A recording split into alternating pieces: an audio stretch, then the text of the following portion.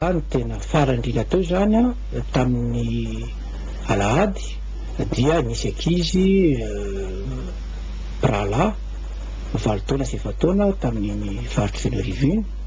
no misy nanome vatomamy. Ny anankiray moa tsy tonga tany amin'ny hôpitaly tato amin'ny Asiaramo dia maty le zaza, le zandriny. Le zokony moa nifanintona efa nivoaka ny hôpitaly izy zao. Ino antinambara? Antinambara zany dia mila mailo isika ray aman-dreny.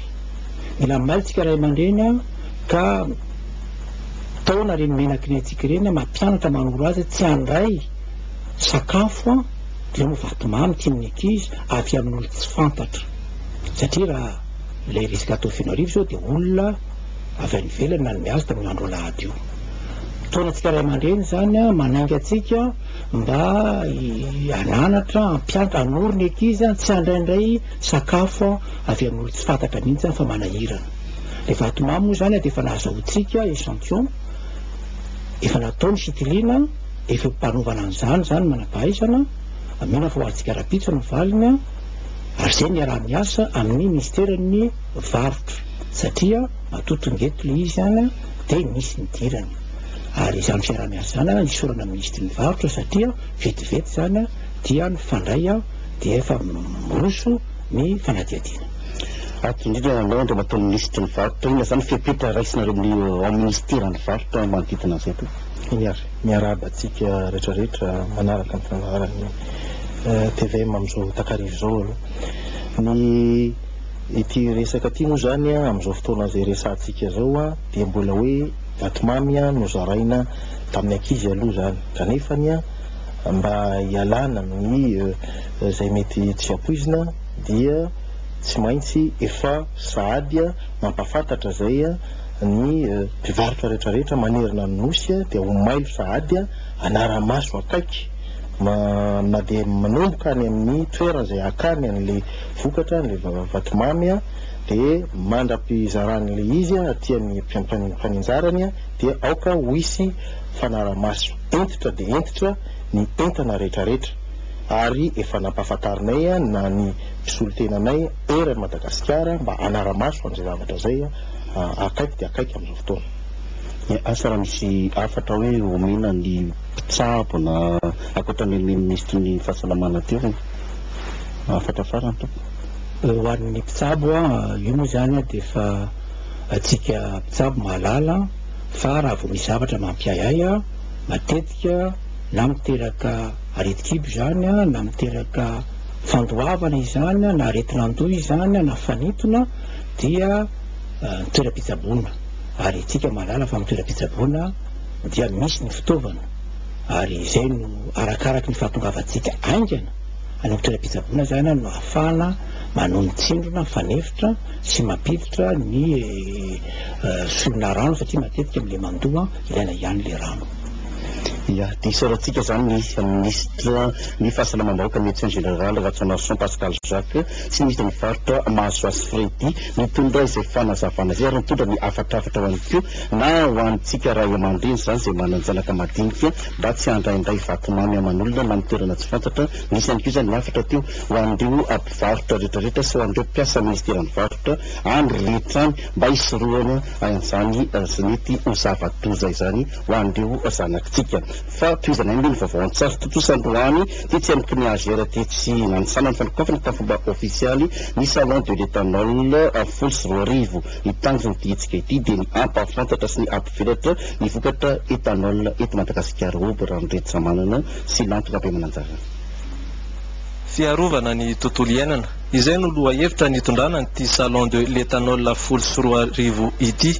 Angovo natoraly avy amin'ny alkôla izy ity ka hita teto avokoa ireo akora sy fitaovana fanamboarana azy. Teto ihany dia hita fa azo ampiasaina amin'ny fiainana andavanandro tsara ny éthanol. Tamin'ity fotoana ity dia nisy moa ireo fikambanana izay nandray anjara amin'izao hetsika izao toy ny fikambanana tany meva izay nanampy amin'ny fanatotosana izao hetsika izao. Foto-kevitra anankiroa no azontsika hamehezana n'ity hetsika alcool ity dia ny voalohany fampisehoana ny ireo karazany fampiasana ny alcool raha ohatra ampiasaitsika ao angovo izy ao anatin'izany ohatra ny ampiasaina amin'ny fandrahoan-tsakafo ohatrany ao anatin'izany ny ampiasaina amin'ny fiarakodia ao anatin'izany amin'ireny groupe électrogène reny zany rehetra zany dia azo ampiasana an'io alcool io fa ny anankiray faharoa dia ny fampahafantarana ny olona rehetra fa mila ny hery ny fahaiza manao antsika rehetra ho afaka miroborobo ny alcool ny fampiasana azy zany isatokantrano dia mila miaso zany ny fanjakana ny orinasa tsy miankina fanjakana ireo fikambanana isan-tsokajiny ireo ONG ary isika mihitsy vahoaka mpiara-monina raha ireo mpikaroka kosa dia izao no nambarany avanay amin'ny sehatry ny fikaroana moa dia ny tena zava-dehibe zany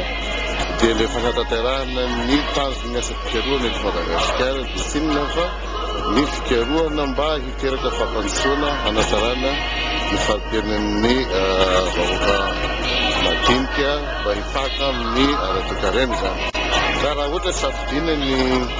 resaka etanol dia mandray roa eo ny fanalana fahasairanana eo koa ny fifirovana ny fiarovana ny tontolo iaina teseany temanokana zay manday anjara amin'ity fampisehoana tya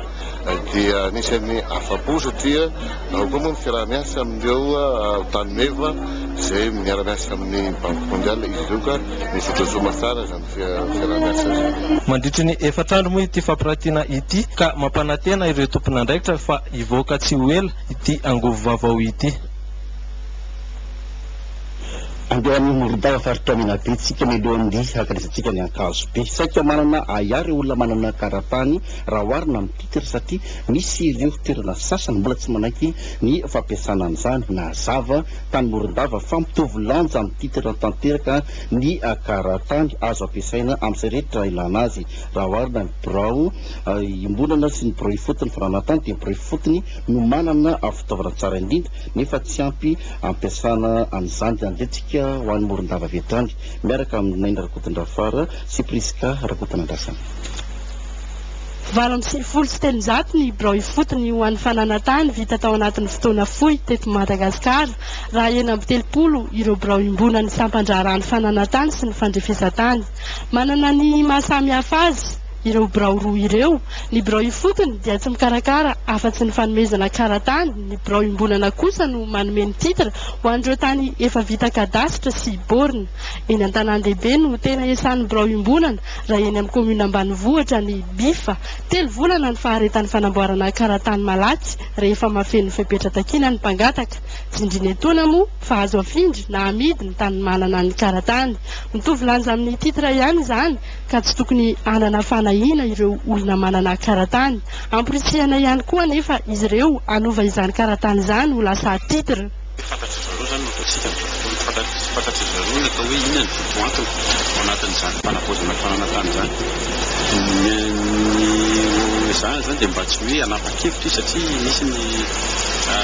fanoroan-kevitra ho ataon'zareo dia mba tsy fanoroan-kevitra mivoana zany fa rehefa malala tsara ny zava-misy izy dia mba fanoroan-kevitra tiana mifanahaka amin'ny zava-misy any amin'ny toerana mitaraina ireo talen'ny birao imbonana raha ny eto amin'ny faritry Menabe satria tara ho izy ireo ny fampitaovana anay raha mihoatra ny birao ifotony fananantany vitsy ny mpiasa matianina satria raha ny eto Morondava fotsiny 5 izy ireo ny iray ihany no navita fianianana ny logiciel MLM rahateo mbola somary manahirana ny fampiasana azy tokony hojerena akaiky ny olana mahazo anay hoy izy ireo nandritra ny ilay atrikasana rahana ady hevitra no karakarain'ny komity mpanorlalana sy hevitra ny fanavozana ny fananantany tamin'ny herinandro lasa teo hoarahantsika eto amin'ny fampahalalam-baovao rahampitsy kosa ny votoatin'ity atrikasa narahana ady hevitra ity izay nahitana ny fandraisana anjaran'ireo sampandraharaha mandray anjara mivantana na ankolaka amin'ny resaka fananantany Any faritra Menabe ny any Mahabo dia tsy miasa ny mpiasan'ny krifa noho ny tsy fahazona izao karama efa 20 volana izao ry zareo ny livon'ny birao fananantany kosa dia ny commune no mandray an-tanana ny fandaovana ny karama ny agent foncier arolo rahantsika vetany miaraka amin'ny Priska Rakotonandrasana sy ny Rakotondrafara ihany ny andindiny izay Ny fiarovana ireo vahoaka madinika monina eny ambanivohitra indrindra no antony nametrahana ny birao ifoty ny fananantanana ny guichet foncier. Ny birao imbonana kosa na ny guichet unique dia toerana iray nanambarana ny sampandrarahany fananantany sy ny fandrefesatany. Taratry ny zava-misy iainan'ny mpiasan'ny bifa no zavatra hitanay teto Mahabo sy Ampania taorianany nandehanany MCA ary nanapahana ny famatsim-bola azy ireny mantsy dia nampitaraina ireo mpiasa ny tsy fandraisana karama nandritry ny volana maromaro. Misy ny problème tokony andeha zany le setrasa zany fa le tsy fandraisan'le CRIF zany karama zany roapolo volana sy nandray karama. Raha araka ny fanazavana azonay teto dia antony iray amin'izany ny tsy fandraisana andraikitra eo anivon'ny OPCI izay tokony andony karaman'ny mpiasan'ny CRIF. Ny commune kosa no nandray atanana ny karaman'ny agent foncier voaloara-dalàna izany hatreto. Manao izay azony atao anefa ny eo anivon'ny observatoire du foncier sy ny PNF mba hamatsiana fitaovana sy hanomezana fanofanana ireny mpiasa eny anivon'ny bifa ireny. Ka na eo aza ny olana dia karatany manodidina ny 700 no efa nomena teto amin'ny commune Mahabo ary 900 kosa ny teto Ampania, manomboka foana tsikelikely kosa ny ady tany eto Ankilizato. Fa amin'izao fotoana izao dia miverina tidolo dia tenay sur place aty ny ady tany disadisa mifananantany na tanimbary sy sisa vita ho nivoan'ireo tany karaha manontany ianao hoe ahoana ny fipetrakan'izay eo amin'ny isan'andro sy ny andro za tsy milaza hoe isan'andro fa misy fotoana zany hoe maximum indray na indroa mandeha isam-bolana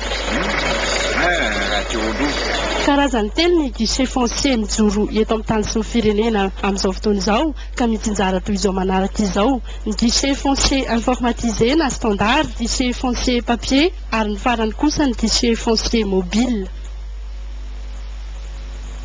Fa tany amoron-davatandro polisy Karakotonandrasana tena nanao fanadihadinina mikasika ny fandrosoana any amin'izany tanàna izany mandroso amoron-dava ary efa andalam-panamboarana tanteraka amin'izao fotoana izao ny lalam-pirenena fa 430 izay nampikaikaika